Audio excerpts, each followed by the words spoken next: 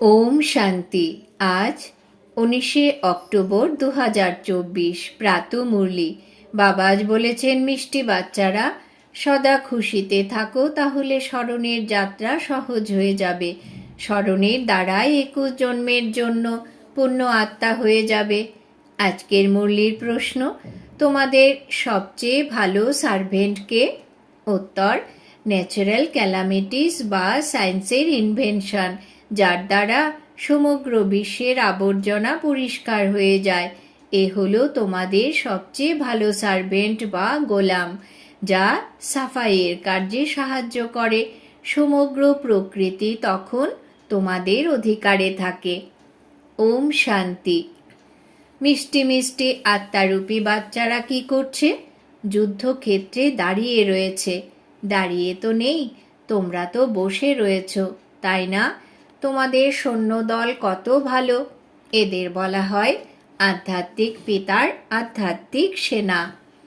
আধ্যাত্মিক পিতার সাথে যোগযুক্ত হয়ে রাবণের উপর বিজয় লাভ করার জন্য তিনি কত সহজ পুরুষার্থ করান। তোমাদের বলা হয় গুপ্ত যোদ্ধা, গুপ্ত মহাবীর। 5 বেকারের ওপরে তোমরা বিজয় লাভ করো। এর মধ্যেও প্রথম হলো দেহ অভিমান। বাবা বিশ্বের উপর বিজয় প্রাপ্ত করার জন্য বা বিশ্বে শান্তি প্রতিষ্ঠা করার জন্য কত সহজ যুক্তি বলে দেন। বাচ্চারা, তোমরা ব্যতীত এ কথা আর কেউ জানে না। তোমরাই বিশ্বে শান্তির রাজ্য স্থাপন করছো। ওখানে অশান্তি, দুঃখ, রোগের কোনো নাম গন্ধই নেই। এই পড়াশোনা তোমাদেরকে নতুন দুনিয়ার মালিক করে দেয়। বাবা বলেন, মিষ্টি মিষ্টি বাচ্চারা, কাম বেকারের ওপরে বিজয় প্রাপ্ত করলে 21 জন্মের জন্য তোমরা জগজ্জিত হয়ে যাবে। এ তো অত্যন্ত সহজ ব্যাপার। তোমরা হলে শিব বাবার আধ্যাত্মিক সেনা। রামের কথাও নয়, আর কৃষ্ণের কথাও নয়। রাম বলা হয় পরম পিতা পরমাত্মাকে। এছাড়া রামের ওই যে সৈন্যদল ইত্যাদি দেখানো হয়, এই সবই হলো ভ্রান্ত কথা। গাওয়াও হয়, জ্ঞান সূর্য উদিত হয়েছে, অজ্ঞান অন্ধকার বিনাশ। কলিযুগ হলো ঘন অন্ধকারাচ্ছন্ন। এখানে কত লড়াই ঝগড়া মারামারি হয়। সত্যযুগে এসব হয় না। দেখো, তোমরা নিজেদের রাজ্য কিভাবে স্থাপন করো। এখানে কোনো হাত পা চালানো অর্থাৎ মারামারি হয় না। এখানে দেহ অভিমানকে পরিত্যাগ করতে হয়। ঘর পরিবারে থাকলেও প্রথমে একথা স্মরণ করো যে আমরা হলাম আত্মা, শরীর নই। আমরা আত্মারাই 84 জন্ম ভোগ করি। এখন এটাই তোমাদের অন্তিম জন্ম। পুরনো দুনিয়া সমাপ্ত হয়ে যাবে। একে বলা হয় লিপ যুগ, পুরুষোত্তম সঙ্গম যুগ। চুলের শিখা অর্থাৎ টিকি তো ছোটই হয়, তাই না? ব্রাহ্মণদের কেশ শিখা বিখ্যাত। বাবা কত সহজ করে বোঝান। রাজত্ব প্রাপ্ত করার জন্য তোমরা প্রতি 5000 বছর পর এসে বাবার কাছেই পাঠ পড়ো। এই অবজেক্টও সম্মুখে রয়েছে। সে বাবার কাছে আমাদের এমনই তৈরি হতে হবে। হ্যাঁ বাচ্চারা, কেন নয়? শুধু দেহ অভিমান পরিত্যাগ করে নিজেকে আত্মা নিশ্চয় করে আমাকে অর্থাৎ বাবাকে স্মরণ করো, তবেই পাপ খণ্ডিত হয়ে যাবে। তোমরা জানো যে এই জন্মে পবিত্র হয়েই আমরা 21 জন্মের জন্য পূর্ণ আত্মা হয়ে যায়। পুনরায় অধঃপতন শুরু হয়। এ কথাও জানো যে আমরাই 84 চক্রের পরিক্রমা করি। সমগ্র দুনিয়া তো আসবে না। 84 চক্রের পরিক্রমণকারীরা বা এই ধর্মাবলম্বীরাই আসবে। সত্য আর ত্রেতা বাবাই স্থাপন করেন, যা এখন তিনি করছেন। পুনরায় দাপর কলিযুগ হলো রাবণের স্থাপনা। রাবণের চিত্রও তো রয়েছে, তাই না? ওপরে গর্ধবের মস্তক, তারা বিকারের হাতের পুতুল হয়ে যায়। তোমরা এখন জানো যে আমরা কি ছিলাম। এ তো হলো পাপ আত্মাদের দুনিয়া। পাপ আত্মাদের দুনিয়ায় কোটি কোটি মানুষ, পুণ্য আত্মাদের দুনিয়ায় শুরু হয় 9 লক্ষ থেকে। এখন তোমরা সমগ্র বিশ্বের মালিক হও। এই লক্ষ্মী নারায়ণ বিশ্বের মালিক ছিলেন, তাই না? স্বর্গের রাজত্ব তো অবশ্যই বাবাই দেবেন। বাবা বলেন, আমি তোমাদের বিশ্বের রাজ্য ভাগ্য দিতে এসেছি। এখন পবিত্র অবশ্যই হতে হবে, তাও আবার এই মৃত্যু লোকের অন্তিম জন্মে পবিত্র হও। এই পুরনো দুনিয়ার বিনাশ সামনে প্রস্তুত। বোমা ইত্যাদি এমন সব জিনিস তৈরি করছে যা ঘরে বসে সব শেষ করে দেবে। বলাও হয় যে ঘরে বসে পুরনো দুনিয়াকে বিনাশ করে দেবে। এই সমস্ত বোমা ইত্যাদি ঘরে বসে এমনভাবে নিক্ষেপ করবে যে সমগ্র দুনিয়ায় শেষ করে দেবে। বাচ্চারা, তোমরা ঘরে বসে যোগ বলের দ্বারা বিশ্বের মালিক হয়ে যাও। তোমরা যোগ বলের দ্বারা শান্তি প্রতিষ্ঠা করছো। ওরা সায়েন্সের শক্তির দ্বারা সমগ্র দুনিয়াকে সমাপ্ত করে দেবে। এরা হলো তোমাদের সার্ভেন্ট, পুরনো দুনিয়াকে বিনাশ করে তোমাদের সেবা করছে। এই সমস্ত ন্যাচারাল ক্যালামিটিস ইত্যাদি হলো তোমাদের গোলাম। সমগ্র প্রকৃতি তোমাদের সেবক হয়ে যায়। তোমরা শুধু বাবার সঙ্গে যোগযুক্ত হতে থাকো। তাই বাচ্চারা, তোমাদের অন্তরে অত্যন্ত খুশি থাকা উচিত। এমন বিলাভেড বাবাকে তো কত স্মরণ করা উচিত। এই ভারতে সম্পূর্ণ শিবালয় ছিল। সত্যযুগে সম্পূর্ণ নির্বিকারী ছিল, এখন এখানে বেকারি। এখন তোমাদের স্মৃতি এসেছে। সর্বদা বাবা আমাদের বলেন, হিয়ার নো ইভিল। নোংরা কথা শুনো না, মুখেও বলো না। বাবা বোঝান যে তোমরা কত ডার্টি হয়ে গেছো। তোমাদের কাছে অগাধ ধন সম্পদ ছিল, তোমরা স্বর্গের মালিক ছিলে। এখন তোমরা স্বর্গের বদলে নরকের মালিক হয়ে গেছো। এই ড্রামাও পূর্ব নির্ধারিত। বাচ্চারা, প্রতি 5000 বছর পর আমি তোমাদেরকে এই রৌরব নরক থেকে বের করে স্বর্গে নিয়ে যাই। আত্মারূপী বাচ্চারা, তোমরা কি আমার কথা শুনবে না? পরমাত্মা বলেন, তোমরা তো পবিত্র দুনিয়ার মালিক হয়ে যাও, তাহলে কেন তোমরা এমন হবে না? বিনাশ তো অবশ্যই হবে। এই যোগ বলের দ্বারাই তোমাদের জন্ম জন্মান্তরের পাপ খণ্ডন হবে। এছাড়া জন্ম জন্মান্তরের পাপ মোচন হতে সময় লাগে। যে বাচ্চারা শুরুতে এসেছে তাদের 10% যোগ লাগে না, তাই পাপ খণ্ডনও হয় না। নতুন নতুন বাচ্চারা অতি শীঘ্র যোগী হয়ে যায়, তাই পাপ খণ্ডনও হয়ে যায় আর সার্ভিসও করতে শুরু করে দেয়। বাচ্চারা, তোমরা জানো যে এখন আমাদের ঘরে ফিরতে হবে। বাবা আসেন নিয়ে যেতে। পাপার তারা তো শান্তিধাম সুখধামে যেতে পারবে না, তারা তো থাকে দুঃখধামে। তাই এখন বাবা বলেন, আমাকে স্মরণ করো, তবেই তোমাদের পাপ ভস্মীভূত হয়ে যাবে। আরে বাচ্চারা, খুব সুন্দর ফুল হয়ে যাও। দৈবী কুলে কলঙ্ক লাগিও না। বেকারি হওয়ার জন্য তোমরা কত দুঃখী হয়ে গেছো। ড্রামার এই খেলাও পূর্ব নির্ধারিত। পবিত্র না হলে তো পবিত্র দুনিয়া স্বর্গে আসতে পারবে না। ভারত স্বর্গ ছিল, কৃষ্ণ পুরীতে ছিল, এখন হয়েছ নরকবাসী। বাচ্চারা, তাই তোমাদের আনন্দের সাথে বেকারকে পরিত্যাগ করা উচিত। তৎক্ষণাৎ বিষ পান করাও ছাড়তে হবে। বিষ পান করতে করতে কি তোমরা বৈকুণ্ঠে যাবে? না, যাবে না। এখন এদের অর্থাৎ লক্ষ্মী নারায়ণের মতন হওয়ার জন্য তোমাদেরকে পবিত্র হতে হবে। তোমরা বোঝাতে পারো যে এরা এই রাজত্ব কিভাবে প্রাপ্ত করেছে। রাজযোগের দ্বারা। এ হলো পড়াশোনা, তাই না? যেমন ব্যারিস্টারি যোগ, সার্জেন যোগ হয়, এও তেমনি। সার্জেনের সঙ্গে যোগ থাকলে সার্জেন হবে। এ হলো ভগবান উবাচ। তিনি রথে কিভাবে প্রবেশ করেন?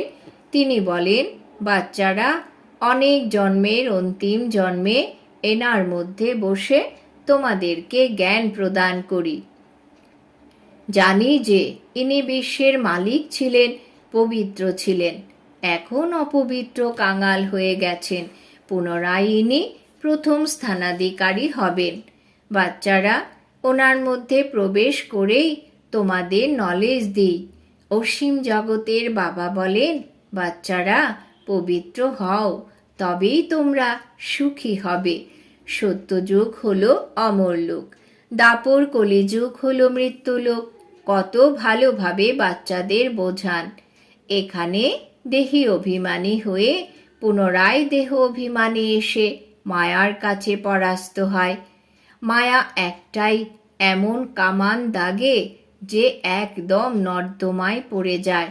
বাবা বলেন, এ হলো নর্দমা, এ কোনো সুখ কি? না, সুখ নয়। তাহলে ভাবো যে স্বর্গ কেমন, এই দেবী দেবতাদের জীবনযাত্রা কেমন? এর নামই স্বর্গ।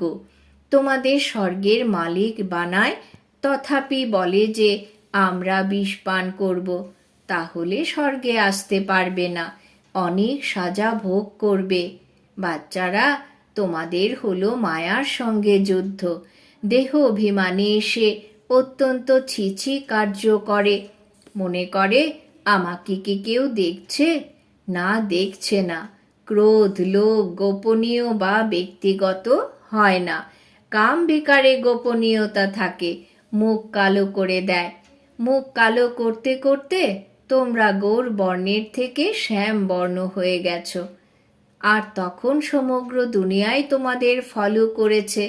এমন পতিত দুনিয়ার অবশ্যই পরিবর্তন করতে হবে। বাবা বলেন, এক জন্মের জন্য তোমরা পবিত্র হতে পারো না, এতে কি তোমরা লজ্জিত হও না? ভগবান ওবাচ, কাম হলো মহাশত্রু।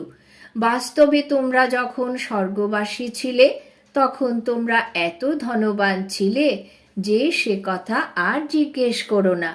বাচ্চারা বলে যে, বাবা আমাদের শহরে চলো। আমি কি কাটার জঙ্গলে বাঁদরদের দেখতে যাব? বাচ্চারা, ড্রামা অনুসারে তোমাদেরকে সার্ভিস করতেই হবে। গায়নও রয়েছে, ফাদার শোজ সন। বাচ্চাদেরই গিয়ে সকলের কল্যাণ করতে হবে। বাবা বাচ্চাদের বোঝান, এটা ভুলে যেও না যে আমরা যুদ্ধক্ষেত্রে রয়েছি। তোমাদের যুদ্ধ হলো 5 বিকারের। 5 বিকারের সাথে এই জ্ঞানমার্গ হলো সম্পূর্ণ আলাদা। বাবা বলেন, আমি তোমাদের 21 জন্মের জন্য স্বর্গের মালিক বানিয়ে দেই। পুনরায় নরকবাসী তোমাদের কে বানায়? রাবণ। পার্থক্য তো দেখতে পাচ্ছ, তাই না? জন্ম জন্মান্তর তোমরা ভক্তি মার্গে গুরু করেছ, কিছুই পাওনি। ওনাকে বলা হয় সদ্গুরু। শিখ ধর্মাবলম্বীরা তো বলে সদ্গুরু অকাল মূর্ত, তাই না?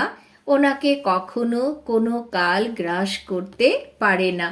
ওই সদ্গুরু তো কালেরও কাল। বাবা বলেন, আমি তোমাদের সব বাচ্চাদেরকে কালের কবল থেকে রক্ষা করতে এসেছি। সত্যযুগে কাল পুনরায় আসেই না, তাকে অমরলোক বলা হয়। এখন তোমরা শ্রীমত অনুসারে অমরলোক সত্যযুগের মালিক হচ্ছ। দেখো তোমাদের লড়াই কেমন। সমগ্র দুনিয়া পরস্পরের সঙ্গে লড়াই ঝগড়া করতেই থাকে। আবার তোমাদের হলো 5 বেকার রূপী রাবণের সঙ্গে যুদ্ধ। তার উপরে তোমরা বিজয় প্রাপ্ত করো। এই হলো অন্তিম জন্ম। বাবা বলেন, আমি হলাম দীননাথ। এখানে গরিবরাই আসে, ধনীদের ভাগ্যেই নেই। ধনের নেশায় মশগুল হয়ে থাকে। এসব শেষ হয়ে যাবে। এছাড়া সময় এখন অল্প। এ হলো ড্রামার প্ল্যান, তাই না? এত যে বোমা ইত্যাদি বানানো হয়েছে, তা কার্যে অবশ্যই প্রয়োগ করা হবে। পূর্বে যুদ্ধ করা হতো তীর-ধনুক দিয়ে, তলোয়ার দিয়ে, বন্দুক ইত্যাদির দ্বারা। এখন বোমা নামক এমন জিনিস তৈরি হয়েছে যা ঘরে বসেই সব শেষ করে দেবে। এই সব জিনিস কি কেউ ঘরে রাখার জন্য তৈরি করেছে? না, করেনি। কতদিন পর্যন্ত রাখবে? বাবা এসেছেন, তাই বিনাশও অবশ্যই হবে। ড্রামার চক্র আবর্তিত হতেই থাকে। তোমাদের রাজ্য অবশ্যই স্থাপিত হবে। লক্ষ্মীনারায়ণ কখনো লড়াই করে না, যদিও শাস্ত্রে দেখানো হয়েছে অসুর আর দেবতাদের লড়াই হয়েছে, কিন্তু ওরা সত্যযুগের আর অসুর হলো কলিযুগের। দুপক্ষ কিভাবে মিলবে যে তাদের মধ্যে লড়াই হবে? এখন তোমরা জানো যে আমরা 5 বেকারের সাথে যুদ্ধ করছি। এর ওপর বিজয় প্রাপ্ত করে সম্পূর্ণ নির্বিকারী হয়ে নির্বিকারী দুনিয়ার মালিক হয়ে যাবে। উঠতে বসতে বাবাকে স্মরণ করতে হবে, দৈবী গুণ ধারণ করতে হবে। এই ড্রামা পূর্ব নির্ধারিত। কারোর কারোর ভাগ্যেই নেই। যোগবল থাকলে বিকর্ম বিনাশ হবে। সম্পূর্ণ হলে তবেই তো সম্পূর্ণ দুনিয়ায় আসতে পারবে। বাবাও শঙ্খধ্বনি করতেই থাকে। মানুষ আবার ভক্তি মার্গে শঙ্খ বা শিঙা ইত্যাদি বসে বানিয়েছে। বাবা তো এই মুখ দ্বারা বোঝান। এ হলো রাজযোগের পড়া, অত্যন্ত সহজ পড়া। বাবাকে স্মরণ করো আর রাজত্বকে স্মরণ করো। অসীম জগতের বাবাকে চেনো আর রাজত্ব নাও। এই দুনিয়াকে ভুলে যাও। তোমরা হলে অসীম জগতের সন্ন্যাসী। তোমরা জানো সমগ্র পুরনো দুনিয়ায় সমাপ্ত হয়ে যাবে। এই লক্ষ্মী নারায়ণের রাজ্যে শুধু ভারতই ছিল।